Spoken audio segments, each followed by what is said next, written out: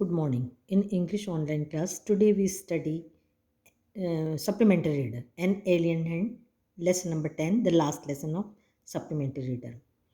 Alien का मतलब सभी को मालूम है, जो हमारी यूनिवर्स है, मतलब हमारा अर्थ है, उससे अलग हटके जो और स्पेस में, अंतरिक्ष में, दूसरी जगह ऐसी एक इमेजिन की गई है।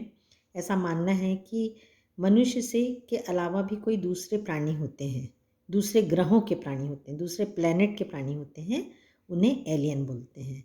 और उसका कोई पक्का सबूत तो नहीं मिला, प्रूफ तो नहीं मिला है कि एलियन होते हैं, लेकिन लोगों का मानना है और उसकी खोज अभी भी चल रही है। तो ये लेसन जो है वो एक ऐसा लेसन है कि इसको अपन कह सकते हैं कि दूसरे ग्रह का कोई व्यक्ति है, उसका हाथ। और आप न्यूज़ में सुनते होंगे, न्यूज़पेपर में पढ़ते होंगे, तो ये आपको पता ही है कि अभी जो हमारे साइंटिस्ट हैं, वैज्ञानिक हैं, वो ये खोज कर रहे हैं कि जो मार्स है, जिसे हम हिंदी में मंगल ग्रह कहते हैं, तो वहाँ पर क्या जीवन संभव है? मनुष्य के लिए वहाँ रहना संभव है क्या? इस पे खोज चालू है। तो वहाँ पर जो, और नासा का नाम आपने सुना ही है, नासा जो सबसे बड़ा इन्वेस्टिगेशन पॉइंट है, तो वो जो है वो अपने मिशन के लिए 2 वो भेजते हैं, स्पेस क्राफ्ट भेजते हैं, और उसके नाम हैं वाइकिंग 1 और वाइकिंग 2, जो ये पता लगाते हैं कि मंगल में क्या मनुष्य के रहने के लायक फेवरेबल सिचुएशन है। यही इस लेसन में है। और एक इसमें एक छोटा सा कैरेक्टर है जिसका नाम टिल्लू है, और वो ग्रह, कोई दूसरे ग्रह की निचली सतह में, नीचे की जगह में रहते हैं, जहाँ आर्टिफिशियल रूप से जो बनाई गई है, मतलब नीचे आर्टिफिशियल वातावरण बनाया गया रहने का। तो उस बच्चे को सूरज और चाँद नहीं दिखता है, तो उसको बहुत देखने की इच्छा रहती है, तो वो सूरज चाँद देखने के लिए पहुंच जाता है। और उसके बाद, और उसके जो फादर रहते हैं वो उसी इन्वेस्टिगेशन में शामिल रहते हैं। तो ये स्टोरी जो है आपने लास्ट ईयर वसंत में हिंदी में भी पढ़ चुके हो, ये लेसन आपको याद आएगा, और यही चीज़ आप इस बार इंग्लिश में पढ़ेंगे। तो चलिए पढ़ते हैं ये lesson. Lesson 10, An Alien Hand. Before you read, have you heard of the Viking mission to Mars? The National Aeronautics and Space Administration NASA Viking mission to Mars was composed of 2 spacecraft, Viking 1 and Viking 2, each consisting of an orbiter and a lander. Orbiter मतलब एक चक्र में घूमने वाला था, और एक lander मतलब जो वहाँ जाता, तस्वीरें लेता मार्स की। तो ये 2 स्पेस क्राफ्ट थे, वाइकिंग 1 और Viking 2. The primary objectives were to obtain images and samples of the Martian surface and soil and search for any possible sign of life. जैसा मैंने बताया कि वहाँ की मिट्टी, वहाँ की सिचुएशन, वहाँ का सरफेस और वहाँ क्या पॉसिबिलिटीज़ है लाइफ की, ये खोजने के लिए था। वाइकिंग 1 वॉज लॉन्च्ड ऑन 20 अगस्त 1975। ये कहाँ कब छोड़ा गया था? 20 अगस्त 1975 को। And arrived at Mars on 19 June 1976। और ये मार्स में पहुंचा कब? 19 June on 1976। Viking 2 was launch on 9 सितंबर 1975 and entered Mars orbit on 7 August 1976। और ये दूसरा वाला था वो 9 सितंबर 1975 को छोड़ा गया, और मार्स के ऑर्बिट में पहुंचा ये 7 अगस्त 1976 को। Besides taking photographs and collecting other science data on the Martian surface, the 2 landers conducted 3 biology experiments to look for possible sign of life. As of now, there is no clear evidence of the presence of living microorganism in the soil near the landing sites. तो वहाँ पर जो पाया गया, तो उसमें ये पाया गया कि वहाँ पर ऐसे कोई माइक्रो ऑर्गेनिज्म, ऐसे कोई सूक्ष्म प्राणी नहीं मिले मिट्टी में कि जिससे ये पता लगे कि वहाँ रहना पॉसिबल है। Tillu, how often have you been told not to go that way, but why does daddy go there every day? Tillu को बोला जाता है कि तुम्हें हमेशा बोला गया कि उस तरफ मत जाओ, तो पूछता है डैडी क्यों जाते हैं? Because that's his job, Tillu, क्योंकि वो उनका काम है।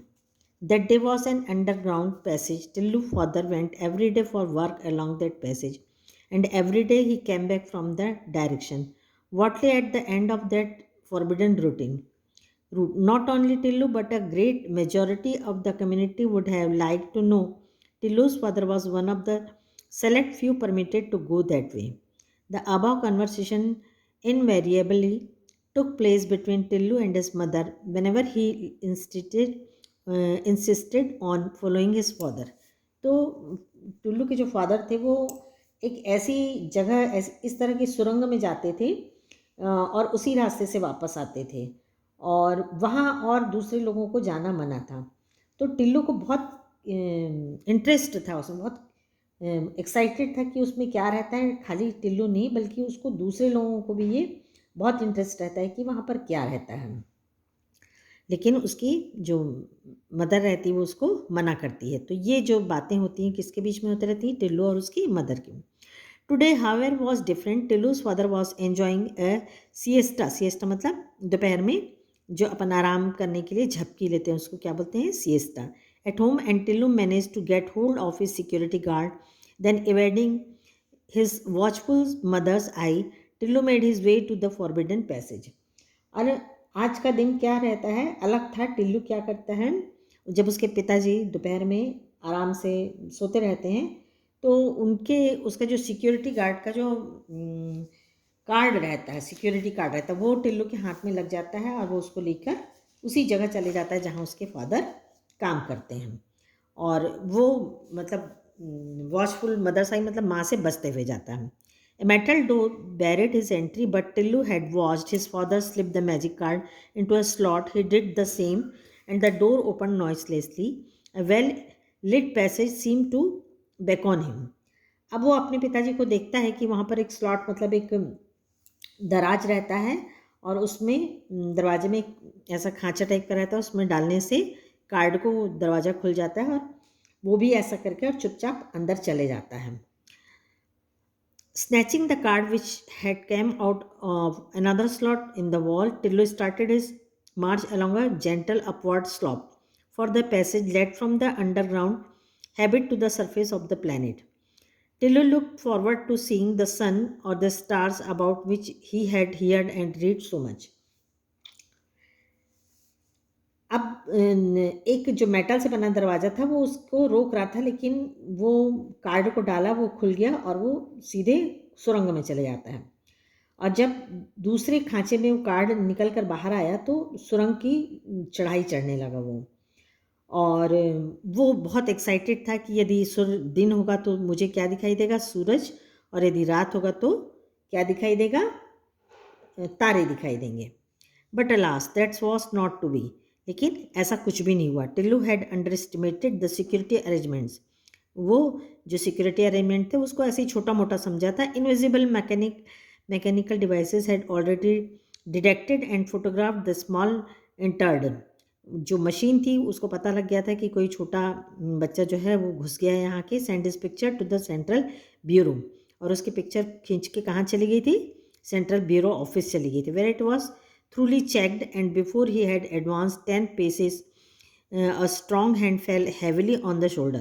और जो सिक्योरिटी गार्ड थे वो आकर उसको हाथ पकड़कर बाहर निकाले। Gently but firmly he was escorted by the, मतलब जो सिक्योरिटी गार्ड थे वो उसको पकड़कर बाहर लेकर आए।